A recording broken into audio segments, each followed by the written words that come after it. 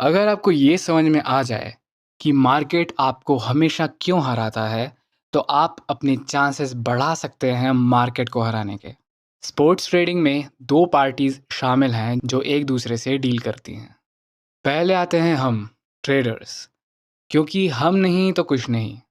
जितना भी पैसा इस फील्ड में है या फिर जितना भी पैसा इस फील्ड में आता है, वो हमारी जेब से ही आता है, वो हमारी जेब से ही निकलता है।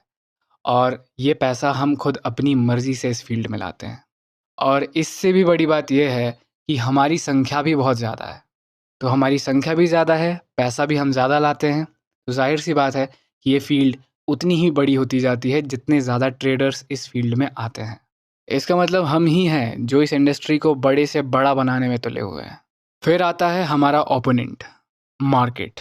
इसमें आप सबको इंक्लूड कर सकते हैं, चाहे वो कोई एक्सचेंज हो या फिर कोई प्लेटफ़ॉर्म हो like dream eleven, 1xBet, MPL और फैंटेसी, जहाँ आप ट्रेड करते हैं या फिर जहाँ आप पैसा इन्वेस्ट करते हैं स्पोर्ट्स में।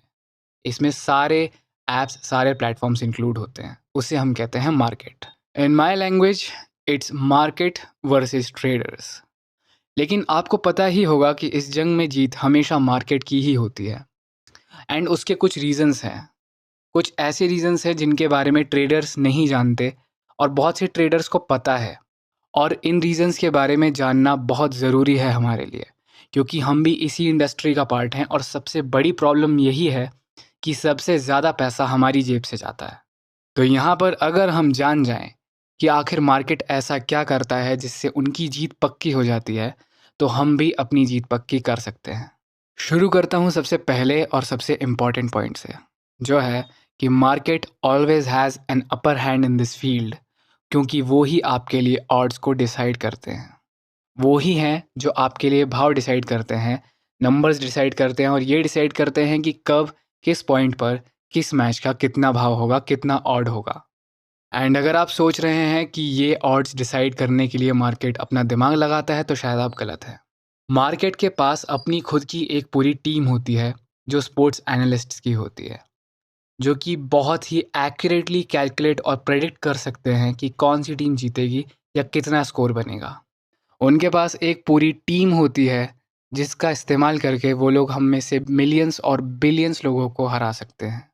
एंड बिलीव मी, उनके एनालिस्ट तुक्का नहीं मारते, जो कि हम में से बहुत से ट्रेडर्स मार रहे होते हैं। वो तुक्का नहीं मारते, वो एनालाइज करते हैं, वो देखते हैं weather report, pitch report, past performance, और इन सब चीज़ों के बेसिस पे, इन सब चीज़ों के कैलकुलेशंस के बाद ही वो लोग डिसाइड करते हैं कि किस वक्त कितने ऑड्स रहेंगे। सेकंड एंड बहुत ही इंपॉर्टेंट पॉइंट यह है कि odds are always in the favour of the market. Odds या भाव हमेशा मार्केट को ही फेवर करता है।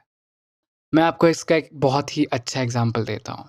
मान लीजिए 2 दोस्त हैं, एक का नाम है रमेश, एक का नाम है सुरेश, और आज इंडिया और ऑस्ट्रेलिया का मैच है और दोनों डिसाइड करते हैं कि आज दोनों ही मिलकर टॉस पर पैसा लगाएंगे। रमेश ने सोचा कि इंडिया टॉस जीतेगी और वो इंडिया पर पैसा लगाएगा।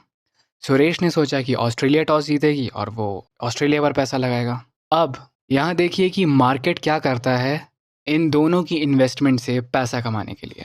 मार्केट दोनों को जो ऑड्स देगा वो होंगे 1.98 के ऑड्स। ये आपको खुद ही दिख सकते हैं, आप चाहें तो खुद जिस भी प्लेटफॉर्म पर आप ट्रेडिंग करते हैं, आप उस प्लेटफॉर्म पर ये चीज़ चेक कर सकते हैं। आपको टॉस का ऑड हमेशा 1.98 ही मिलेगा। फिर चाहें तो आप ये किसी भी चीज़ के लिए चेक कर सकते हैं। किसी भी प्लेटफॉर्म पर अगर आप जाएंगे और वहाँ पर टोटली लक का डिसीजन होगा, तो भी वहाँ पर ऑड 1.98 का होगा। अब मैं आपको बताता हूँ कि आखिर मार्केट इन दोनों से पैसा कमाएगा कैसे। अब मान लीजिए कि रमेश ने इंडिया के टॉस पर 1000 रुपीज़ बैक किए और सुरेश ने ऑस्ट्रेलिया के टॉस पर 1000 रुपीज़ बैक किए। जो रिटर्न मार्केट को रमेश को देना है वो होगा 980 रुपीज़, और जो रिटर्न मार्केट को सुरेश को देना होगा वो भी होगा 980 रुपीज़। अब आप ये सोच रहे होंगे कि आखिर 1000 की इन्वेस्टमेंट पे 1000 का रिटर्न क्यों नहीं आया। यही एक चीज़ है जो मार्केट को एक बहुत ही बड़ा एज देती है ट्रेडर्स के खिलाफ। जैसा कि हमें पता है कि आउटकम इनमें से एक ही निकलेगा, या तो इंडिया टॉस जीतेगी या फिर ऑस्ट्रेलिया टॉस जीतेगी, लेकिन पैसा हमेशा मार्केट ही कमाएगा। अब मान लीजिए कि इंडिया टॉस जीत जाती है। अब मार्केट क्या करेगा? सबसे पहली बात तो मार्केट को सुरेश के 1000 रुपीज़ मिल चुके हैं, क्योंकि सुरेश हार चुका है। मार्केट के हाथ में 1000 रुपीज़ आ चुके हैं। अब उन्हें रमेश को उसके 1000 रुपीज़ पहले वापस देने हैं। उसके बाद सुरेश के हाथ से जो अमाउंट मिला है 1000 रुपीज़, उसमें से 980 रुपीज़ उन्हें रमेश को देने हैं एज हिज प्रॉफिट, और 20 रुपये का प्रॉफिट मार्केट रखेगा। अब ये मत सोचिए कि 20 रुपये की कमाई बहुत छोटी है, क्योंकि यहाँ मैंने आप लोगों को एग्जाम्पल दिया है 1000 रुपीज़ का, बट आप याद रखना कि यहाँ पर इन्वेस्टमेंट करोड़ों में जाती है। इसका मतलब मार्केट सिर्फ इतने छोटे से कमीशन से भी लाखों और करोड़ों रुपए का प्रॉफिट कर सकता है। इसको कहते हैं मार्केट के ऑड्स की पावर। इस तरह से ऑड्स फेवर करते हैं मार्केट को।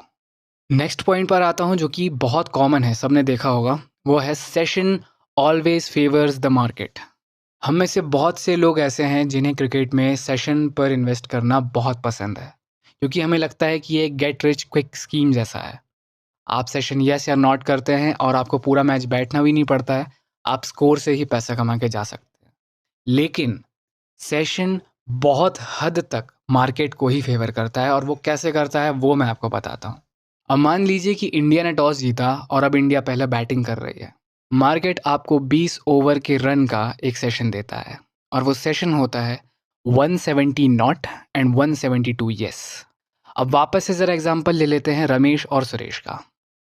यहाँ पे रमेश बोलता है कि 170 रन्स तो नहीं बनेंगे, लेकिन सुरेश बोलता है कि नहीं यार, रन तो 172 से ज़्यादा ही बनेंगे। अब ये सोचने से पहले कि आगे क्या होता है, आप पहले ये देखिए कि क्या हो चुका है। सी, मार्केट के पास, जैसा मैंने पहले भी बताया था, उनके पास एनालिस्ट्स होते हैं जो कि बहुत ही एक्यूरेटली प्रेडिक्ट कर सकते हैं कि कितना स्कोर इस मैच में बन सकता है। यहाँ जो स्कोर मोस्ट लाइकली मार्केट ने प्रेडिक्ट किया है वो है 171। अब मान लीजिए कि इंडिया ने 170 से कम रन बनाए, तो यहाँ पर जीत हुई रमेश की।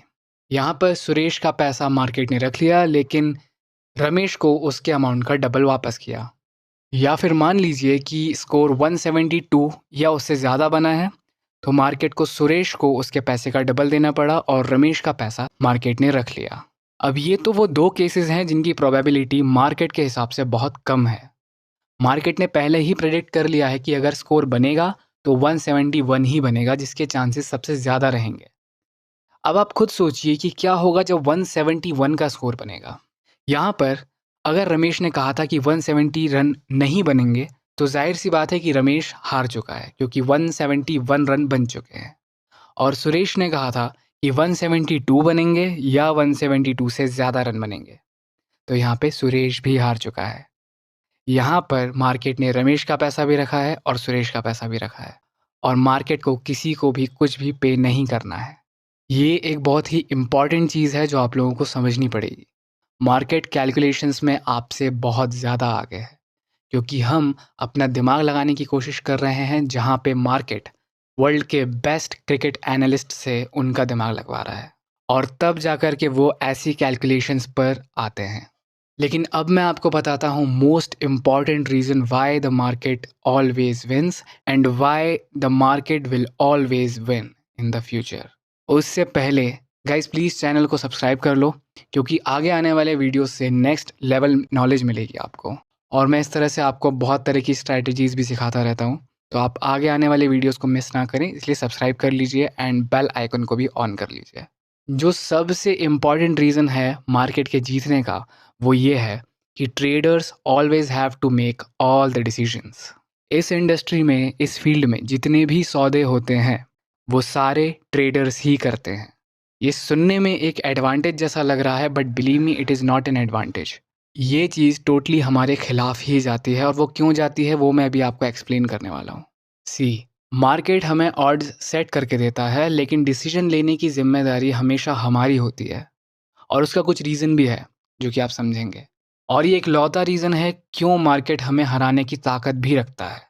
रिमेंबर दैट मार्केट यूज़ करता है मैथमेटिक्स का, लॉजिक का एंड पैटर्न का, और हम ट्रेडर्स डिसीजन करते हैं इमोशनली, क्योंकि हमारा पैसा रिस्क पे होता है। अगर आप इस छोटी सी चीज़ को समझ जाएंगे तो आपको शायद समझ में आ जाएगा कि मार्केट हमेशा क्यों जीत सकता है आपसे। जब भी मार्केट और ट्रेडर के बीच कोई डील होती है, तो वो डील हमेशा ट्रेडर ही इनिशिएट करता है। मतलब वो डील ट्रेडर ही करता है, क्योंकि वो पैसा इन्वेस्ट करता है, वो डील देता है मार्केट को, और मार्केट अपने हिसाब से एक ऑड दे करके उस डील को एक्सेप्ट करता है।